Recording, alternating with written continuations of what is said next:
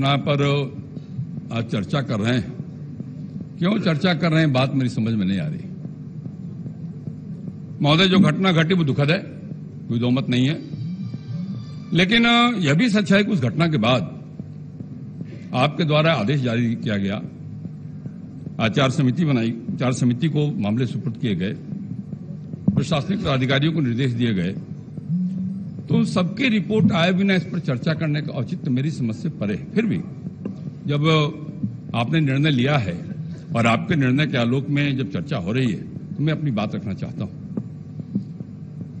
महोदय, बार बार चर्चा हो रही है काला कानून, काला कानून, काला बिल, काला बिल। बात मैंने कभी कभी मुझे हंसी आती है। महोदय, 36 साल का अनुभव तो मुझे नहीं है, केवल 26 साल का अनुभव है, 10 साल उनसे कम है।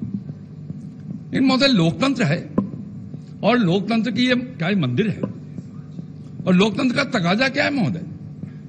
हमारे भारत के संविधान में लिखा क्या है कि लोकतंत्र के इस मंदिर में बहुमत से फैसला होगा, सर्वसम्मत नहीं है। अगर मतभेद होते हैं किसी विषय पे तो बहुमत से फैसला होगा, और बहुमत चाहे 1 वोट का हो या 100 वोट का हो, बहुमत बहुमत होता है।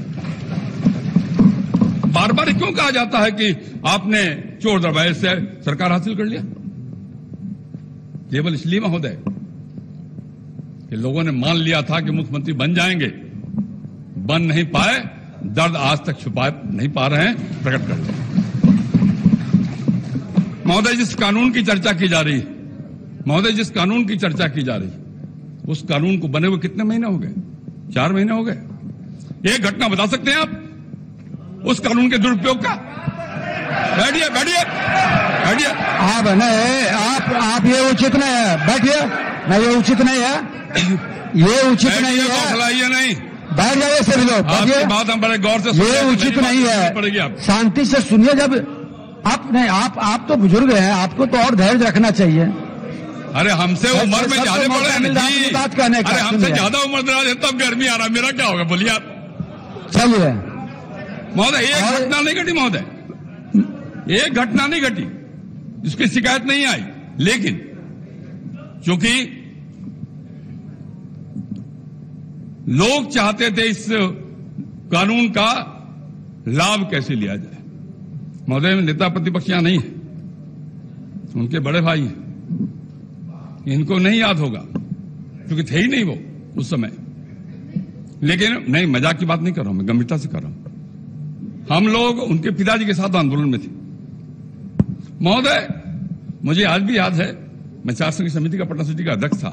लालू जी हम सब के नेता थे, सुशील मोदी थे, नरेंद्र भाई थे, सब लोग नेता थे महोदय। तय होता था कब लाठी चलवाना है, और उसके हिसाब से लोग रणनीति बनाते थे और उस रणनीति को सफल करते थे, पुलिस लाठी चलाती थी।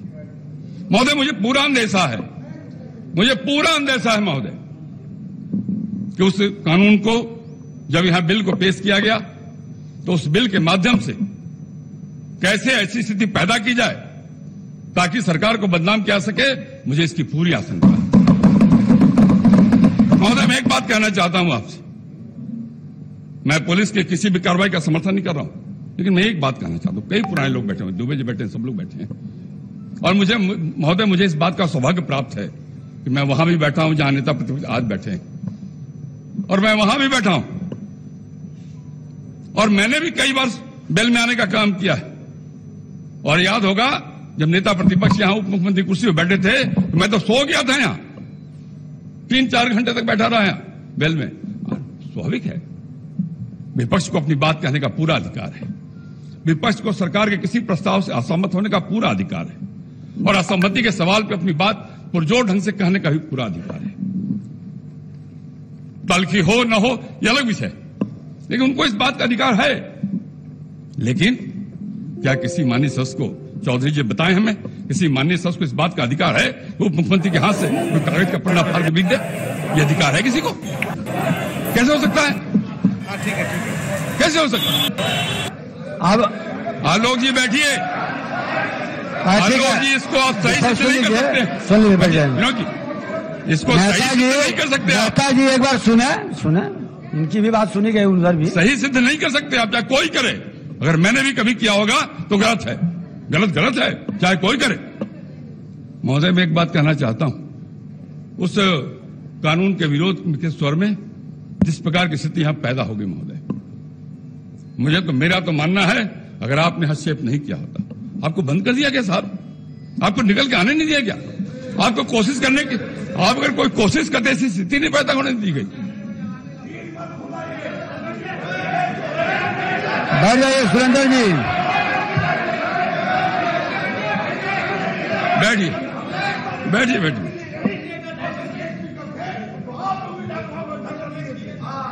बैठ जाइए। दिया था, मैं कह रहा हूं मैंने दिया था, लेकिन मैंने माननीय सदस्य रास्ते बंद नहीं किए थे महोदय। शांति बनाइए, रखिए, सुनिए महोदय, संयमित होकर के घर से सुनिए विषय को। चलिए महोदय, जिस प्रकार से टेबल तोड़ा गया, चीजें तोड़ी गई, कोई अच्छी बात है क्या? कोई ठीक बात है क्या? क्यों ऐसी परिस्थिति पैदा हुई? महोदय, मेरा तो मानना है कि अगर सत्तारूढ़ पक्ष के लोग अगर संयम नहीं रखते, महोदय कितने लोगों का खून ही लोग कर देते, कोई भरोसा नहीं। जैसी स्थिति पैदा हुई, हम डर गए और ऐसी स्थिति पैदा करने की कोशिश की गई। महोदय, आप घर से आप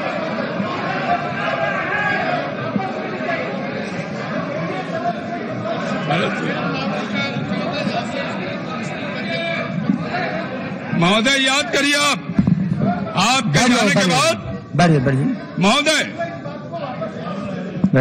आपके जाने के बाद जब डॉक्टर प्रेम कुमार जी वहां बैठे थे आसन पे, महोदय क्या घटना घटी उनके साथ महोदय? कैसे उनके हाथ से कागज छीना गया? क्या स्थिति पैदा की गई महोदय? क्या नहीं हो सकता था? लेकिन महोदय, बाकी लोग मत बोले, बोल रहे हैं। मैं दूसरी बात कहना चाहता हूं महोदय, कुछ अच्छी बातें हैं चर्चा में आई। बैठे मेरे पुराने मित्र कह रहे थे, बड़ी अच्छी बात कही उन्होंने, गलती को माफ करना बड़प्पन है। बड़ी अच्छी बात है, मैं स्वीकार करता हूं इसको, लेकिन गलती तो स्वीकार करो। कोई कहो तो गलती हो गई, माफ कर दो। कोई तो कहो, कोई कहने वाला नहीं मांगो, कोई कहता नहीं है। अरे आप शांति से सुनिए, क्यों बोल रहे हैं भाई? क्या शांति से सुनिए। ठीक कहा आपने, देखो यार,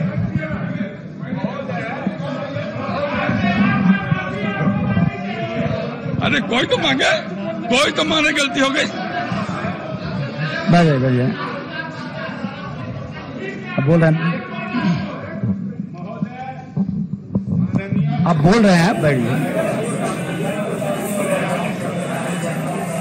ये इनके साथ मैं भी सदन का सदस्य रहा हूं। मैं कहना चाहता हूं कि चाहे सत्ता पक्ष के विधायक हो या विपक्ष के विधायक हो, हम दोनों आपस में भाई हैं। चलिए, बहुत किसी कीमत पर किसी की खून कभी नहीं हो सकती है, ऐसा किसी के मन में गलत भावना नहीं। बहुत अच्छी बात, बहुत अच्छी बात, बहुत अच्छी बात, सकारात्मक बात करें।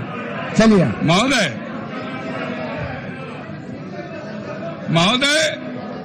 सच कहें कि नहीं कहें? अच्छी बात बोले हैं। सच बोले कि नहीं बोले? बोलिए महोदय।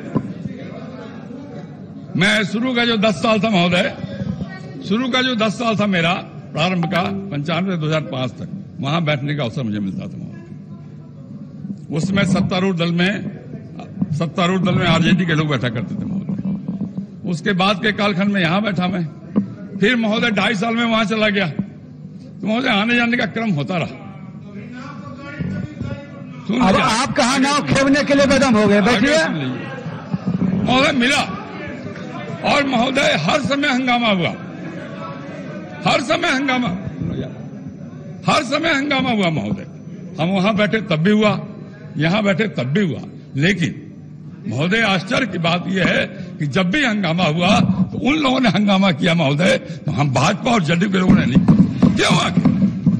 आखिर क्यों ऐसा होता है?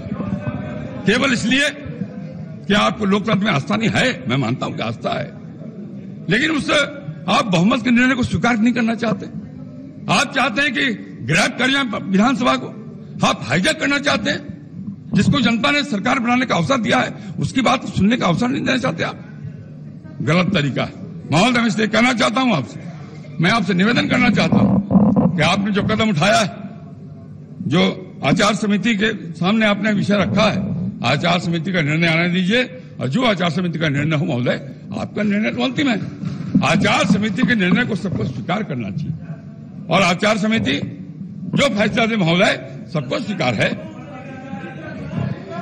शांति से सुनिए, आपस में बातचीत मत करिए। सुनो न। और महोदय अधिकारियों के बारे में आपने निर्णय लिया है, मैं तो सबसे कहना चाहता हूं, और सब लोगों ने राय प्रकट की है महोदय, कि आप जो निर्णय अंतिम रूप से लेंगे सबको स्वीकार होगा। लेकिन मैं फिर कहना चाहता हूं कि घटना दोबारा नहीं घटनी चाहिए, ये हम सबकी जिम्मेवारी है, और विशेष करके प्रतिपक्ष की जिम्मेवारी है, क्योंकि विरोध के स्वर उनकी ओर से आते हैं, और सत्तारूढ़ दल का काम है महोदय। मैंने उनका संयम देखा इन लोगों का, मैं उस संयम को सलाम करना चाहता हूं, और इसलिए मैं आग्रह करूंगा आचार समिति के निर्णय पर कार्रवाई होनी चाहिए, और पुलिस कर्मियों के बारे में आप जो भी निर्णय करेंगे हम सब उसको स्वीकार करेंगे। बहुत बहुत धन्यवाद।